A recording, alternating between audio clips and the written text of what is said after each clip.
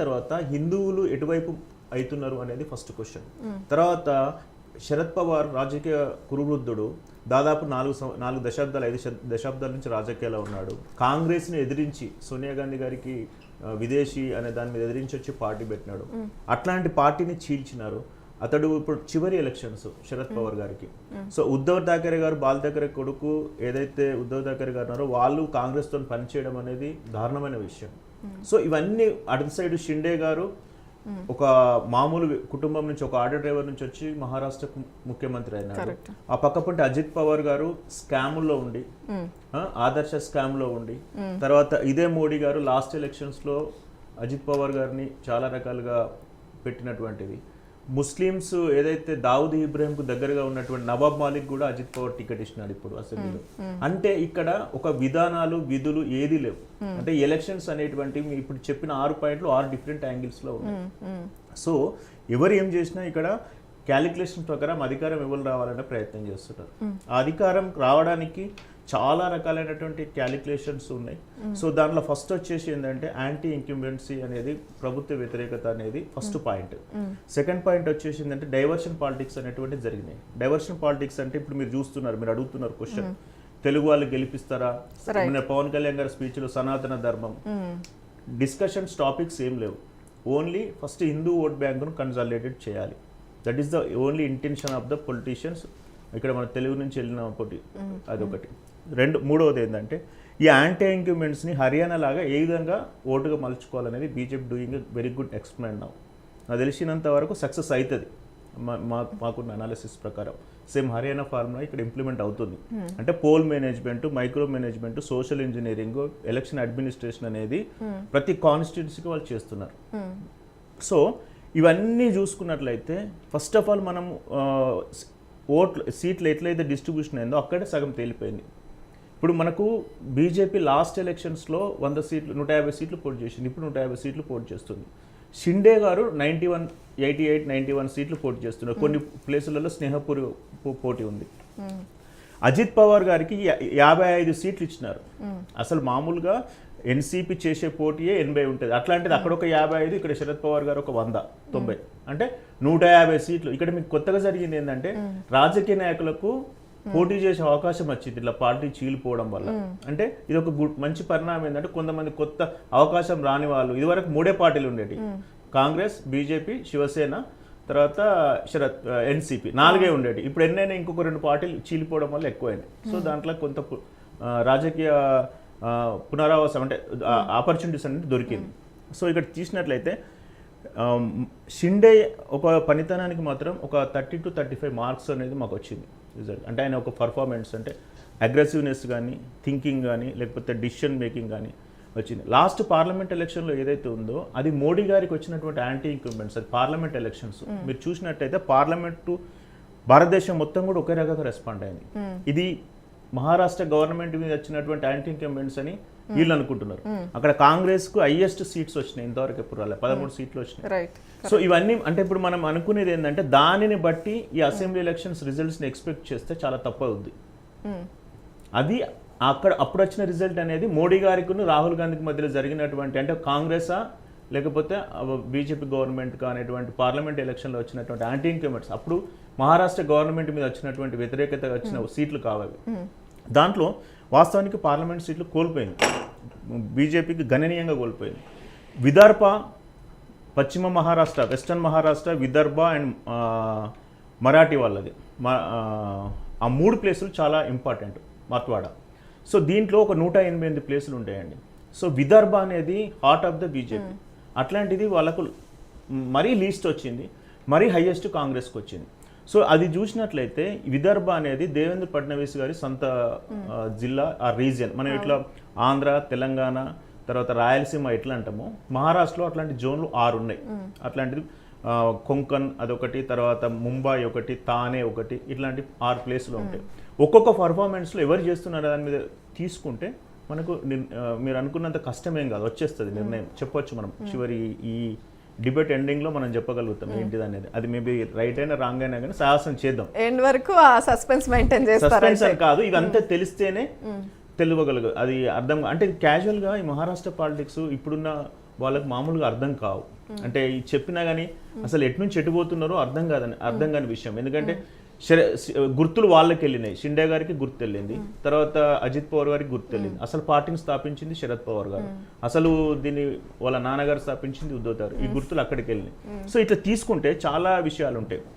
నేను అనేది ఏంటంటే యాంటీ ఇన్కంబెంట్స్ ఒకటి కరెక్ట్గా పర్ఫార్మెన్స్ చూపెట్టాలి.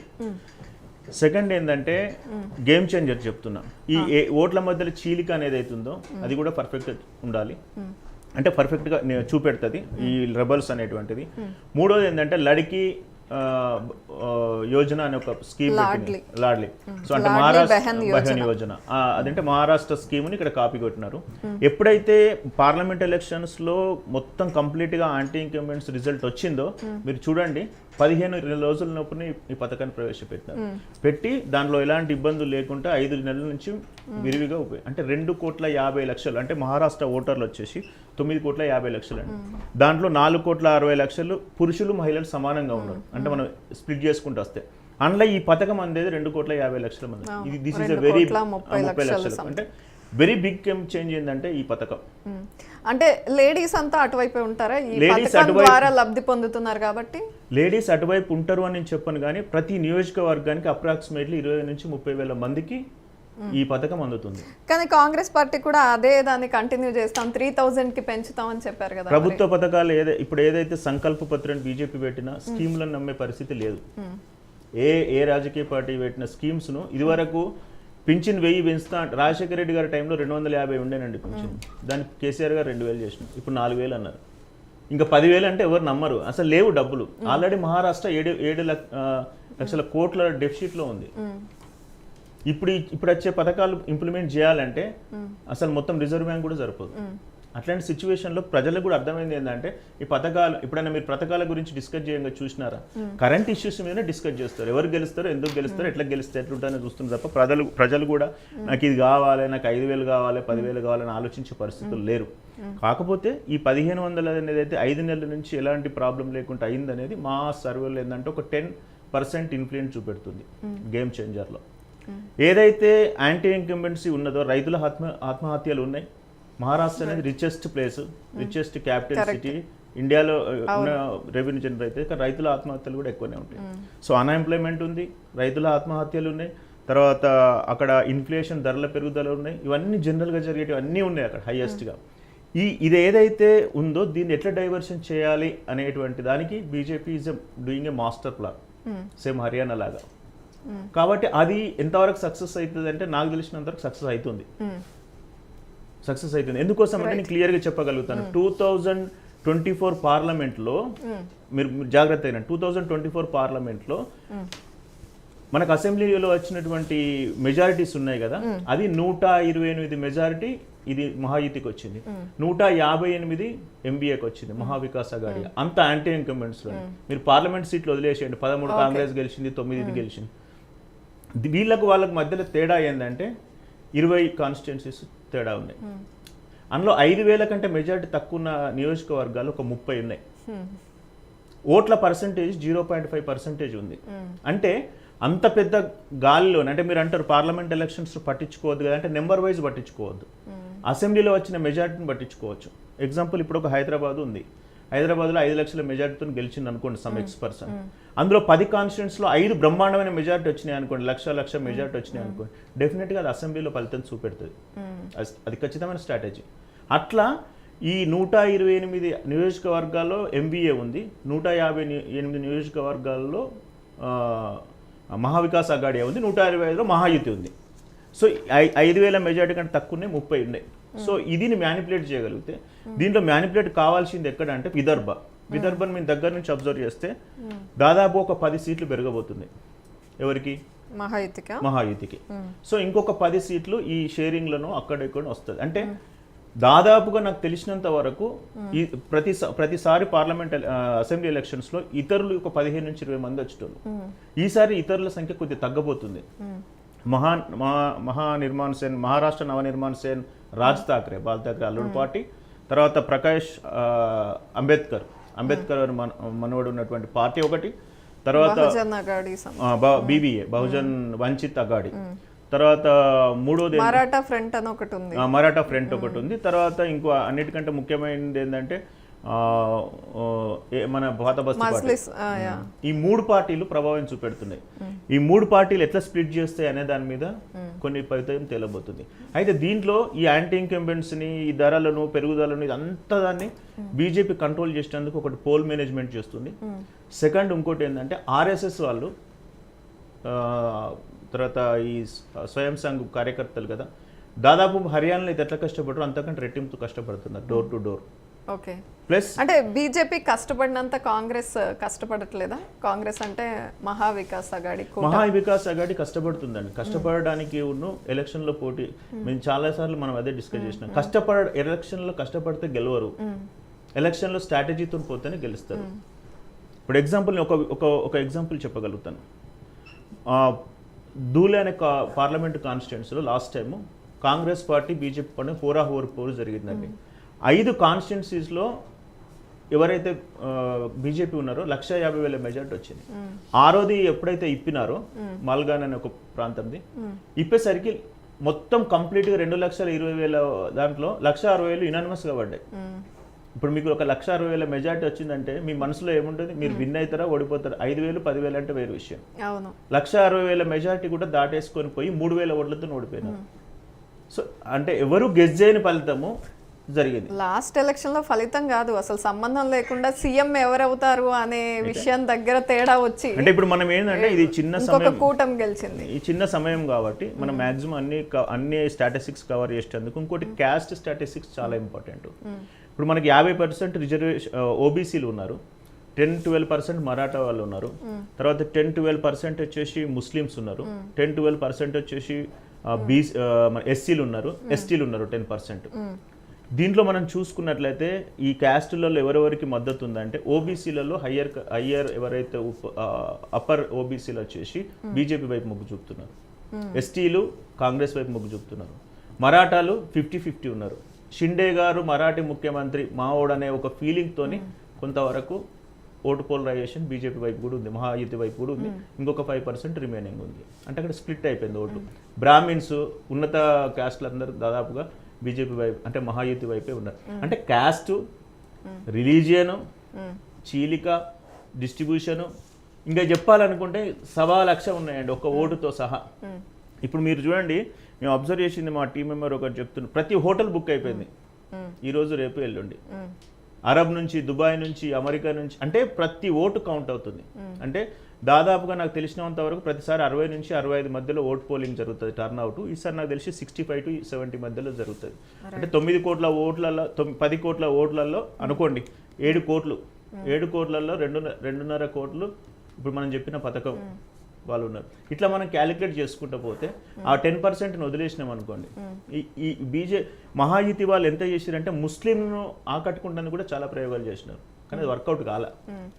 ముస్లిం క్యాస్ట్ను ఎట్లా ఏ విధంగా ఆకట్టుకునేందుకు అని చెప్తున్నారు? అంటే పవన్ కళ్యాణ్ గారు కూడా వెళ్ళి అక్కడ సనాతన ధర్మం అంటూ మాట్లాడారు కదా.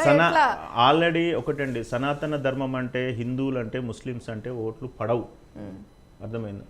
దేనికి అదే ఉంటుంది. ఇప్పుడు ఓటు పోలరైజేషన్ అనేది కొంతవరకే ఉంటుంది.